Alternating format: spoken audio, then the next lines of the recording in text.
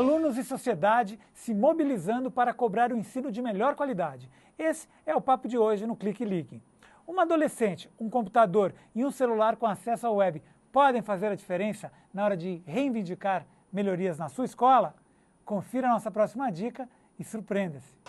A estudante de 13 anos, Isadora Faber, criou uma página no Facebook para chamar a atenção da população para a escola pública em que ela estuda. Oi, eu tô fazendo esse vídeo para falar um pouquinho do meu dia a dia dentro da escola.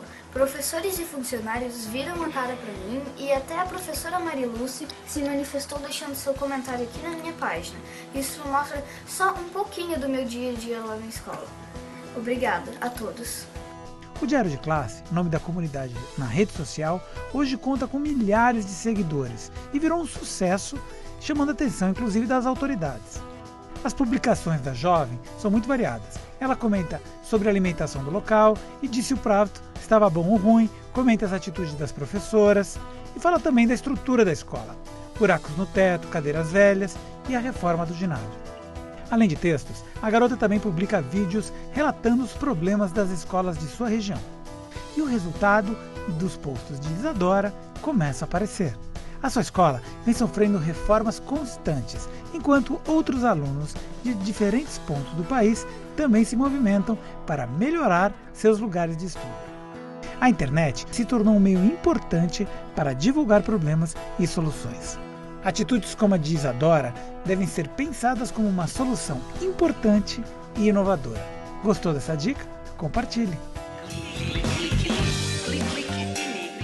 O papo sobre os novos pátios e muros virtuais das escolas continua com a blogueira Maria Elvira e com a Gisele Truzzi, que é advogada especializada e especialista em direito digital. Via web, Francisco Mendes, professor da Escola Internacional de Alphaville, participa desse nosso bate-papo aqui na sala de professores. Eu queria começar de novo com a Maria Elvira. Esse exemplo dessa menina que a gente viu agora no tutorial, qual que você acha que vai ser o impacto disso nos próximos anos, nas escolas, com os pais, com os alunos? Eu acho que a tendência é se repetir, né? Porque a internet está aí para todo mundo. E a tendência é que as crianças comecem, vendo o exemplo dela, comecem a valorizar isso também. Porque o adolescente, ele tem muito o lado de fazer as coisas, né, pelo lado da pressão, de fazer o errado, para pressionar o pai, a mãe e tal. E quando ele se perceber cidadão também, já desde pequeno, ele vai ter autoestima também e vai continuar tudo isso daí. Na escola dela, eu tenho certeza que as outras meninas querem ser ela, entendeu? Querem estar lá. Então, começa pela aparência do que ela está fazendo. Mas depois, eu acho que vai vendo as coisas acontecendo, as mudanças sendo efetuadas e tudo vai caminhando. Essa questão da autoestima tem a ver também com as mães que você estava falando antes, com né? certeza absoluta. Você, quando despontou com essa problemática e essa solucionática, você não atraiu essas mães? Não existe a possibilidade de se criar um núcleo? Ou alguém te convidou para liderar alguma coisa nesse sentido? Eu tenho um pouquinho de medo disso ainda, sabe? Sabe quando você tem medo de dar passos com os quais você talvez não saiba lidar depois?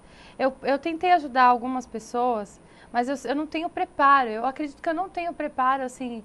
Quando eu chego para uma mãe que eu vou conversar com ela sobre o que aconteceu comigo, eu já vi muito desinteresse, sabe? Também da parte dela, sabe? Sabe quando a pessoa também não se interessa pela coisa, assim? Ah, mas não tem jeito. Um dia eu cheguei no posto de saúde e fui perguntar por que não tinha sabonete no banheiro. E tinham duas mulheres, mães com as crianças. Ah, mas nunca tem. Mas isso aqui é um posto de saúde, é para ter sabonete aqui. Ah, mas pobre é assim mesmo. Aí eu fui... É um conformismo geral ainda, entendeu? Então eu faço aquilo que está dentro do possível. E através de mim e do João, como eu canto e como o João é deficiente, a nossa história fala muitas vezes por si. Sem que eu precise, o que eu compartilho é até onde eu tenho aquele alcance. E muitas vezes isso fala por si só. Eu frequento um grupo na ACD que eu compartilho as minhas experiências e que acaba servindo para todo mundo e vice-versa, né? É muito mais do que... tem um grupo sempre que está interessado em compartilhar. Porque nessa questão da autoestima das mães, quando alguém me vê cantando com um filho deficiente, sempre eu faço questão de estar sempre arrumada, sempre porque eu acho que isso, você exala a dignidade, né? E naturalmente isso já acontece, a pessoa naturalmente ela vem a mim, naturalmente, sabe? Então quem está interessado acaba vindo. E quando a pessoa vem, e aí eu tenho a oportunidade de falar sobre o assunto, como agora, por exemplo, entendeu? Ou como outras pessoas que, através da internet, vêm falar comigo, sabe? Acaba vindo. Mas espera aí, como é que é a sua vida? O que é que você faz? E o que é isso aqui? E eu escrevo, eu tenho um outro blog, que é o Núcleo Silencioso também, que eu escrevo poesias sobre o cotidiano, no geral. Então, eu tenho um ciclo de pessoas que acompanham esse trabalho e que compartilham e que gostam através da música e da arte. Por isso que eu, particularmente, acredito que a arte é um grande instrumento para as pessoas crescerem. Não só através do que tudo que ela representa. Por exemplo, no caso da periferia, que está sendo invadida pela arte, que nós artistas estamos lá fazendo um trabalho de todo dia. A gente grava CD, coisa que não se fazia. A gente tem condição de ter internet dentro de um estúdio, mesmo que caseiro, coisa que não se fazia. Então, tudo isso é um conjunto. A arte, a internet, a periferia, no meu caso, que sou da periferia. Tudo isso anda junto e as pessoas naturalmente vão se encontrando nos coletivos e vão se articulando e as coisas vão acontecendo num caminho meio que natural, sem você precisar forçar muito. As coisas que eu costumo compartilhar no Face, eu quase sempre tenho o feedback, não só no Facebook, Twitter, onde eu tenho acesso, eu quase sempre tenho um feedback. E quem está interessado acaba indo, sabe? Porque, assim, o ponto de apoio principal que você tem que ter é que as pessoas, muitas vezes, elas não querem, sabe? Isso tem que ser respeitado. Eu já tentei ajudar pessoas que... Eu dei todas as dicas, assim, ó. Olha, faça isso, faça aquilo, olha, percorra os mesmos caminhos, ou tente por essa via. E aí, depois, você acaba meio que até se sentindo mal, porque a pessoa lá não se interessou, entende? Isso é realmente uma coisa que acontece, eu não posso dizer que não acontece, entendeu? Bacana. Alguém quer contribuir? Francisco, Gisele? Eu gostaria até de salientar uma coisa na sua fala. A internet, no meu entendimento, eu vejo que ela possibilitou unir o que antes sempre foi separado, que era o centro e a periferia. A gente tinha as periferias de São Paulo, eram tidas como cidades à parte. O que acontecia nas zonas centrais não chegava à periferia, a cultura, o cinema, a pintura em quadros e tudo. E hoje a gente está tendo um comportamento, um feedback ao contrário. O grafite está invadindo o centro, o grafite está invadindo os jardins. A periferia está tomando conta do central e de uma maneira bacana, de uma maneira intelectual, de uma maneira cultural. E as pessoas que antes ficavam ali elitizadas nos seus grupinhos estão tendo que lidar com isso e aceitar isso. Exatamente. E ver os artistas da periferia hoje agindo. Então a internet, ela tirou o muro, ela tirou a ponte. Exatamente. Que separava, ela tirou todas as divisórias que existiam entre as classes sociais. Na internet, pelo menos ali, todo mundo é igual. E a Maria Elvira acaba buscando essa identificação no trabalho dela. Então, eu entendo que aí está um bom motivo, um canal muito interessante para se fazer mobilização social, se fazer divulgação de trabalho, de conteúdo cultural e de uma maneira interessante, que as pessoas saibam o que postar, como postar e usem disso também para sair de trás do computador, porque não adianta você viver a vida pelo Facebook. Agora, doutora, quais são suas dicas para quem está nos assistindo agora, alunos, pais, professores, quais são suas dicas principais na hora de relatar um problema, uma dificuldade, um obstáculo? Quais são as dicas legais? Já adiciono as dicas que o professor Francisco deu ali para a gente, de pensar as três peneiras, né, os três filtros, daquilo que você vai compartilhar. Né? Era primeiro, se aquilo que eu for postar vai prejudicar a mim, vai prejudicar a terceiros, né? Ou poderá prejudicar no futuro. Mas isso, quando a gente faz uma denúncia, né, no caso até da menina lá em Florianópolis, né, ela está uma dificuldade, né? Porque ela está denunciando algumas coisas. Tudo bem, uma menina de 13 anos, às vezes o tom pode ser diferente, mas ela está denunciando e ela está, de alguma forma, sofrendo essas consequências. Você sofreu alguma consequência, além das boas? Uma pressão.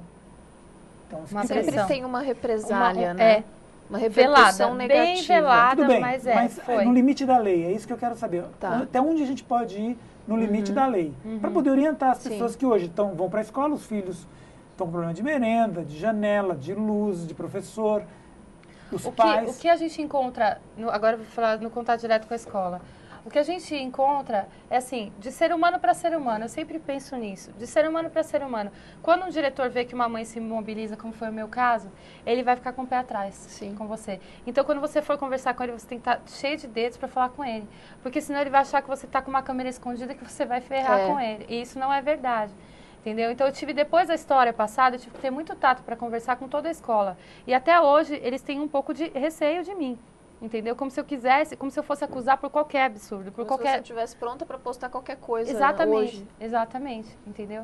Então, é preciso tomar cuidado com isso, porque sempre as pessoas levam pelo lado pessoal. Ninguém acha que ela está descumprindo a lei, ela acha que você não foi com a cara dela, que Mas você então vai vamos fazer... uma coisa bem prática e pragmática. Francisco, já te chamam, é só colocar 2 pontos. Janela quebrada, merenda ruim. Pode fotografar? Pode colocar? Pode fotografar, pode colocar, porque é uma situação que está acontecendo e é prejudicial a toda uma comunidade. Tá, isso na escola no caso de uma Na escola pública. E numa particular? Na particular também, mas aí você tem que ter um cuidado maior na questão de identificação de pessoas. E a reclamação que você tem que fazer tem que ser numa linguagem adequada, não pode ser um tom muito pejorativo, isso vale para qualquer ambiente. Tem que ser um conteúdo que você está noticiando um fato, é um relato e não um juízo de valor. Não começar, qual é a diferença? Porque o juízo de valor vai começar a entrar naquela questão assim, a comida estava uma porcaria, o almoço aqui a merenda na minha escola é uma porcaria, a cozinheira é péssima e tal, você vai começar... Juízo de valor. Isso é juízo E de que valor. Que é A alimentação hoje, a merenda não foi adequada, a gente constatou que não tinha proteína, não tinha legumes e tal. É um relato simples, objetivo, direto, sem começar a dar muito detalhe, sem começar a entrar na questão de adjetivos, né, que você pode acabar ferindo alguém ou deturpando o tom da conversa. Entendi. Obrigado. Francisco, você queria falar, a gente está encerrando o programa, eu pedi para você ser breve, contar o teu caso específico, que é uma escola privada. Vamos lá, vamos ver. Então, na verdade, assim, uma coisa que eu gostaria de falar sobre isso, que a Marovia colocou e a Gisele complementou, essa questão do uso de imagem, o uso inadequado, às vezes até da imagem, tá? É por isso que eu fico muito preocupado, assim, a menina de Santa Catarina, ela fez, eu acredito que seja juízo de valor, por exemplo, a respeito de uma professora que acabou sendo prejudicada. Então, eu acho que aí tem que se tomar muito cuidado, assim, quem avalia e por que avalia. A menina tem condição de avaliar a qualidade de uma aula, então tudo isso, ou seja, a forma como a Maria Elvira colocou foi de uma forma benéfica. Só que a grande maioria das pessoas, infelizmente, não fazem dessa forma. Na escola particular, existe um contrato antecipado. Nós colocamos isso para botar o uso de imagens e como isso pode ser feito. Inclusive, o professor, um princípio ético, trabalha numa instituição do qual eu vou fazer uma crítica, e que valeria para a escola pública. Se o governo se preocupasse em antecipar o movimento, ou seja, já verificar o que está acontecendo desse movimento, esse tipo de coisa nós não teríamos problema. Muito obrigado, Francisco, de novo, pela sua participação. A internet está mais ou menos, mas deu para a gente entender. E eu queria agradecer também a participação de vocês. 30 segundos finais para você, Gisele, um recado importante e depois a Elvira. Bom, tratando de internet, eu queria frisar para sempre antes de postar alguma coisa, pensar a seguinte frase: o que não deve ser publicado não pode ser registrado. Imaginar que um dia você vai se deparar com aquela publicação que você fez quando você era adolescente, quando você era criança, que a internet deixa um rastro. Então, sempre pense antes de postar alguma coisa e tenha em mente que a internet não é só conversinhas superficiais de rede social. A internet serve para a gente requisitar o que a gente precisa, assim como a Maria Elvira. Então, eu queria passar esse blog, do qual você começou falando, é o Cidade na Palma da Mão. Ele não está atualizado, mas lá tem essa história. No Facebook eu estou como Maria Vira Cantora e no Twitter eu estou como Maria Cantora. E falar também que, bom, a gente tem muita estrada pela frente aí para aprender a lidar com esse mundo novo aí, que para nós é novo, né? Para a criançada não, mas para nós é novo, que é a internet. E a gente está, todo mundo aprendendo junto, ninguém aqui sabe nada. Eu tento fazer o mínimo, o máximo que eu posso, dentro da oportunidade que eu tenho, exercer o meu papel de cidadã, mas acho que todo mundo pode e, principalmente, querendo, a gente consegue. Gente, muito obrigado a todos vocês que participaram do programa e obrigado também a você que mais uma vez nos acompanhou. Pelo portal da TVT você acessa o Clique e Ligue e a programação da TV dos Trabalhadores. Acompanhe a gente também pelas mídias sociais, Facebook/RedeTVT e Twitter @RedeTVT. A gente se encontra aqui na semana que vem ou a qualquer momento pela web. Tchau, tchau.